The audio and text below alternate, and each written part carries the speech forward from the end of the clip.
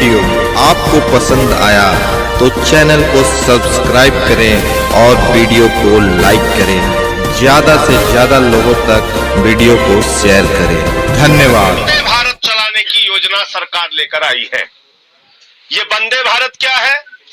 पूंजीपतियों से खरीदे जाने वाली ट्रेन। तो नाम तो है वंदे भारत, लेकिन मोदी जी कर रहे हैं धंधे भारत। ये धंधे भारत कर रहे हैं इसमें। तो ये कुल मिलाकर इस देश के आम आदमी को निराश करने वाला बजट है। 60 लाख नौकरियां देने का दावा कर रही है सरकार। अब आप मुझे बताइए कि अगर ये सरकार 2 करोड़ रोजगार देने का वादा करके आई थी, तो पहली बात तो ये कि 7 साल बाद अब तुम 60 लाख पे पहुंच गए। तो पहले झूठ बोला, अब महा झूठ बोल रहे हो। तुम्हारी बात पे भरोसा कैसे होगा? कोरोना की महामारी से पीड़ित जनता इंतजार कर रही थी कि बड़ी राहत भाजपा की सरकार के द्वारा दी जाएगी, लेकिन न मोदी जी आम आदमी की सुनने वाले हैं, न योगी जी आम आदमी की सुनने वाले हैं। भारतीय जनता पार्टी सिर्फ और सिर्फ पूंजीपतियों और उद्योगपतियों के पक्ष में खड़ी रहने वाली पार्टी है, और उसने लगातार इस कोरोना की महामारी में भी चंद पूंजीपतियों की आमदनी हजारों गुना बढ़ाई है। अपने बेटों की चिंता इनको है, इस देश के गरीब किसान के बेटे की चिंता नहीं है। अमित शाह के बेटे जय शाह की संपत्ति कैसे बढ़ेगी, उस बात की चिंता जरूर है। और दूसरी बात, आज मैं फिर सुन रहा था कि भारतीय जनता पार्टी के कद्दावर नेता और उत्तर प्रदेश के मुख्यमंत्री फिर से कब्रिस्तान और शमशान पे आ गए। और मैं इसीलिए भारतीय जनता पार्टी को मनहूस पार्टी कहता हूं। बीजेपी एक मनहूस पार्टी है। उत्तर प्रदेश की जनता को सावधान हो जाना चाहिए। इन मनहूसों ने पिछली बार कहा था हमें गांव-गांव में शमशान बनाना है, गांव-गांव में शमशान बनाना है, और कोरोना की महामारी में गांव-गांव में शमशान बन गया। फिर से शमशान और कब्रिस्तान की बात इन्होंने शुरू कर दी है। कहीं ऐसा ना हो कि उत्तर प्रदेश में फिर वही परिस्थितियां पैदा हो। इसलिए भारतीय जनता पार्टी की जमानतें जब्त कराने की जरूरत है। एक ऐसी सरकार आदित्यनाथ जी की चल रही है जिसने 5 वर्षों में काम क्या किया, ये बताने के लिए उनके पास कुछ नहीं है, कुछ भी नहीं कि 5 वर्षों में क्या किया। वो क्या बता रहे हैं? जिन्ना, पाकिस्तान, गर्मी ठीक कर देंगे। ये कोई चौराहे के गुंडे का चुनाव हो रहा है? ये उत्तर प्रदेश की विधानसभा का चुनाव हो रहा है? कैसी भाषा बोल रहे हैं बीजेपी के नेता? गर्मी ठीक कर देंगे। उत्तर प्रदेश की जनता जमानतें जब्त करा के इनके दिमाग ठीक कर देगी।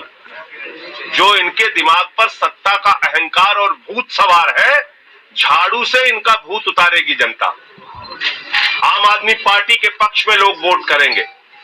हेलो, पाकिस्तान हमारा दुश्मन देश है, ये आज से नहीं 75 साल से हमको पता है।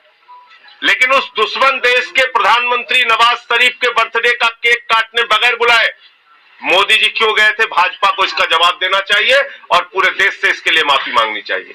उस दुश्मन देश के प्रधानमंत्री नवाज शरीफ को बुलाकर अपने शपथ ग्रहण समारोह में सम्मानित क्यों किया था? भारत के पहले प्रधानमंत्री है मोदी जी, जिन्होंने पाकिस्तान के प्रधानमंत्री को अपने शपथ ग्रहण समारोह में बुलाया।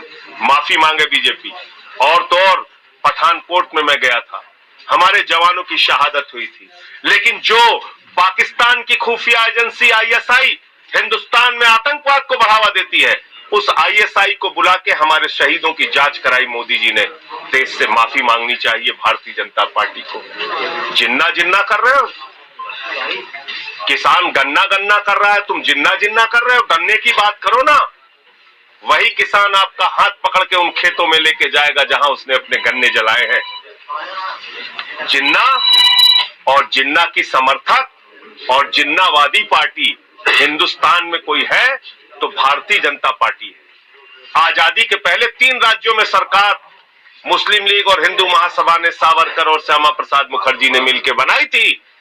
ये रिकॉर्ड आप सब पत्रकार बंधुओं को जानना चाहिए कि जिन्ना और श्यामा प्रसाद मुखर्जी और वीर सावरकर एक साथ मिलकर 3 राज्यों में इन्होंने सरकार बनाई थी। West Bengal, North West Frontier और सिंध प्रांत।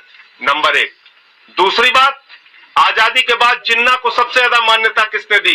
आडवाणी जी गए थे उनके कब्र पे मत्था टेकने। सेकुलर किसने कहा जिन्ना को? विदेश मंत्री जसवंत सिंह ने अपनी किताब में सुंदर शब्दों में लिखा है, मोहम्मद अली जिन्ना धर्मनिरपेक्ष था। तो जिन्ना को मान्यता देते हो तुम लोग, और चुनाव में जिन्ना जिन्ना कर रहे हो।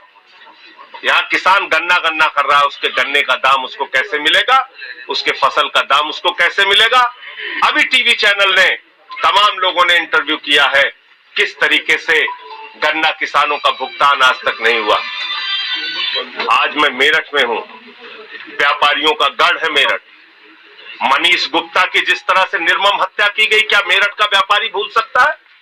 होटल से निकालकर पीट पीट के मार डाला गोरखपुर में, जो मुख्यमंत्री का गृह जनपद है। क्या भूल सकते हैं लोग इंद्रकांत त्रिपाठी की हत्या? एसएसपी रंगदारी मांग रहा है व्यापारी से, कह रहा 7 लाख रुपए पहुंचा देना। जब वो व्यापारी बेचारा 7 लाख रुपए रंगदारी नहीं पहुंचाता तो उसकी पीट पीट के हत्या कर दी जाती है। मैं पूछना चाहता हूं, कहां है पाटीदार एसएसपी? उत्तर प्रदेश ऐसा राज्य बन गया आदित्यनाथ जी के राज में, जहां पर दरोगा फरार हो जाता है, एसएसपी फरार हो जाता है, सिपाही फरार हो जाता है। हमने सुना था गुंडे फरार, चोर फरार, माफिया फरार, डकैत फरार। उत्तर प्रदेश में एसएसपी फरार, दरोगा फरार, सिपाही फरार, हत्याएं कर रहे हैं लोग। तो इसलिए चुनाव के वक्त में 4-5 मुद्दे हैं जिस पे हम चुनाव लड़ रहे हैं। नंबर 1, सरकार बनने पर आम आदमी पार्टी 300 यूनिट बिजली फ्री उत्तर प्रदेश की जनता को देगी। नंबर 2, पुराने बिजली के बिल जितने हैं वो बकाया माफ किए जाएंगे, किसानों का बिजली का बिल माफ किया जाएगा और 24 घंटे बिजली सुनिश्चित करेंगे। इन्वर्टर और जनरेटर की कोई जरूरत नहीं होगी दिल्ली की तरह यहाँ। दूसरी बात, 5,000 रुपए नौजवानों को प्रतिमाह बेरोजगारी भत्ता और 10 लाख नौकरी हर साल। तीसरी बात, माताओं बहनों को 1,000 रुपए प्रतिमाह। चौथी बात, शिक्षा और स्वास्थ्य, ये हमारी प्राथमिक जरूरतें हैं। शिक्षा और स्वास्थ्य का बजट दिल्ली की तरह 25% और 14%, यानी 25% शिक्षा पर, 14% स्वास्थ्य पर, ये बजट हम लोग उत्तर प्रदेश के अंदर रखेंगे। ये हमारी प्राथमिकताओं में है। हम उत्तर प्रदेश के बच्चों को सरकारी स्कूलों में नमक रोटी नहीं खाने देंगे। हमारे साथ पश्चिमी उत्तर प्रदेश के हमारे चुनाव के प्रभारी सोमेंद्र ढाका जी हैं। हमारे साथ अतार जैदी जी हैं जो हमारे प्रदेश के सचिव हैं। यहाँ के हमारे जिला अध्यक्ष हैं भाई अंकुश चौधरी जी। हमारे साथ महिला शाखा की प्रदेश अध्यक्ष नीलम यादव जी, जो लगातार महिलाओं के मुद्दों को लेकर संघर्षरत रहती हैं, वो भी हैं। और हमारे प्रत्याशी मेरठ दक्षिण से ओमदत्त त्यागी जी हैं, मेरठ शहर से कपिल शर्मा जी हैं, मेरठ कैंट से मदन सिंह जी हैं, मदन सिंह मान जी। हमारे सिवाल खास से प्रत्याशी कुलदीप त्यागी जी हैं जो किसान नेता भी हैं। सरधना से हमारे प्रत्याशी संजय गुप्ता जी हैं। तो इन सभी राहुल भट्टीपुरा किठौर से और हस्तिनापुर से अनमोल जी हमारे प्रत्याशी हैं। इन सभी के लिए मैं मेरठ की जनता से हाथ जोड़कर विनती करता हूं, हमने अच्छे कैंडिडेट मैदान में उतारे हैं। कोई किसानों के लिए संघर्ष करने वाला है, कोई नौजवानों के लिए संघर्ष करने वाला है। अच्छे और योग्य कैंडिडेट हम लोगों ने यहाँ पर मैदान में उतारा है।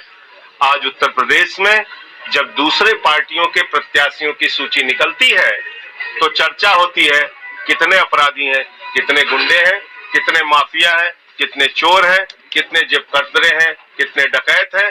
लेकिन जब आम आदमी पार्टी की सूची निकलती है तो निकलती है कितने एमबीए हैं, कितने डॉक्टर हैं, कितने इंजीनियर हैं, कितने पीएचडी हैं। नमस्कार, आप देख रहे हैं बेनिफिट टीवी। हजारों दर्शकों का मनचाहा कार्यक्रम, हजारों साथियों का मनचाहा प्रोग्राम। आप देख रहे हैं बेनिफिट टीवी।